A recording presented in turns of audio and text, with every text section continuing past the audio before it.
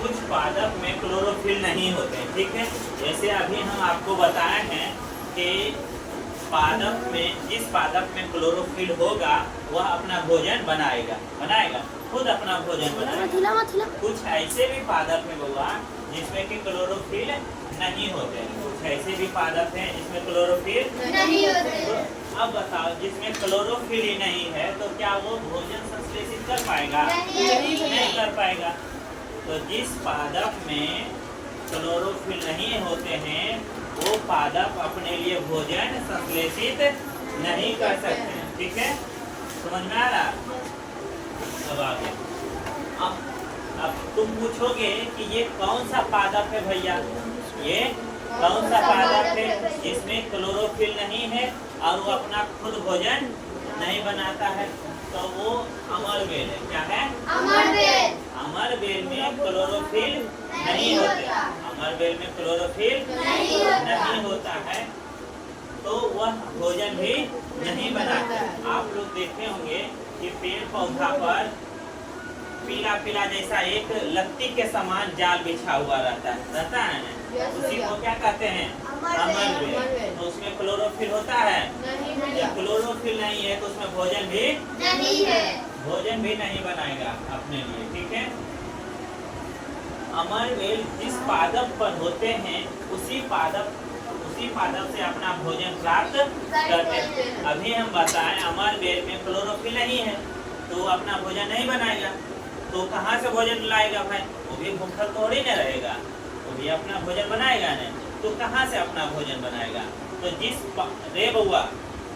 पौधे पर रहते हैं, जिस पेड़ पर रहते हैं ये अमरबेल, उसी से अपना भोजन प्राप्त करते हैं। समझ गए? कोई दिक्कत नहीं। तो अमरबेल जिस पौधे पर होते हैं उसी से अपना भोजन प्राप्त करते हैं, ठीक है। अब जिस पौधा पर होगा, अमरबेल लत्ती के समान होता है ना, पीला, हल्का पीला जैसा होता है, तो अमरबेल जिस पौधे पर या पेड़ पर होते हैं उसको कहते हैं परपोषी। क्या कहते हैं? परपोषी।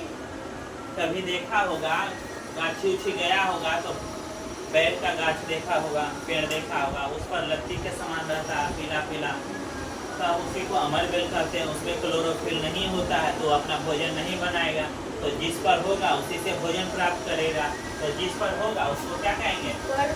परपोषी। क्या कहेंगे? परपोषी कहेंगे। तो परपोषी किसको कहेंगे? जिस पर अमरबेल होगा उस पौधा को क्या कहेंगे? परपोषी। और अमरबेल को क्या कहेंगे? परजीवी। क्या कहेंगे? परजीवी। क्योंकि वो दूसरा भोजन प्राप्त कर रहा है, ऐसे वो क्या कर रहा? दूसरे से भोजन प्राप्त कर रहा, तो उसे क्या कहेंगे? परजीवी। क्या कहेंगे? परजीवी। कोई दिक्कत? कुछ ऐसे पेड़ पौधा होते हैं, कुछ ऐसे पेड़ पौधा होते हैं जो कीड़े मकोड़े को भी खाते हैं। क्या करता है? कीड़े मकोड़े को भी खाते हैं, तो उसको कहते हैं कीटभक्षी पौधा। क्या कहते हैं? कीटभक्षी पौधा। तो कीटों का भक्षण करने वाला पौधा को क्या कहते हैं? कीटभक्षी। कीटों को भक्षण करने वाले पौधों को क्या कहते हैं? कीटभक्षी पौधा। कोई दिक्कत? अब तुम कहोगे कीटभक्षी पौधा का नाम बताइए भैया, एक आधो तो बता दीजिए। तो कीटभक्षी पौधा का जो नाम है वीनस फ्लाई ट्रैप। क्या नाम है? Venus fly trap. ये किस पौधा का नाम है? कीटभक्षी पौधा है। कैसा पौधा है? और दूसरा क्या नाम है?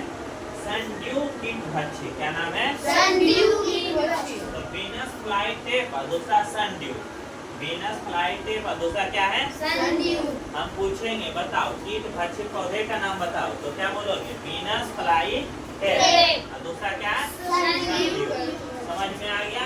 तो बताओ कौन ऐसा पौधा है जिसमें क्लोरोफिल नहीं होता है? बताओ अभी बताओ। अमरबेल। कौन सा? अमरबेल। कौन ऐसा पौधा है जिसमें क्लोरोफिल नहीं होता? अमरबेल। जिसमें क्लोरोफिल नहीं होगा वो क्या भोजन बनाएगा? नहीं बना सकता है। तो जिस पौधा पर होगा उसी से वो भोजन प्राप्त करेगा। तो जिस पौधा पर होगा उसको क्या कहेंगे? परपोषी। तो अमरबेल को क्या कहेंगे? परजीवी। ऐसे पौधा जो कीटों का भक्षण करता उसे क्या कहते हैं? कीटभक्षी। ऐसे पौधा जो कीटों का भक्षण करता उसे क्या कहते हैं? कीटभक्षी। कीटभक्षी का नाम बताओ। विनाशकारी।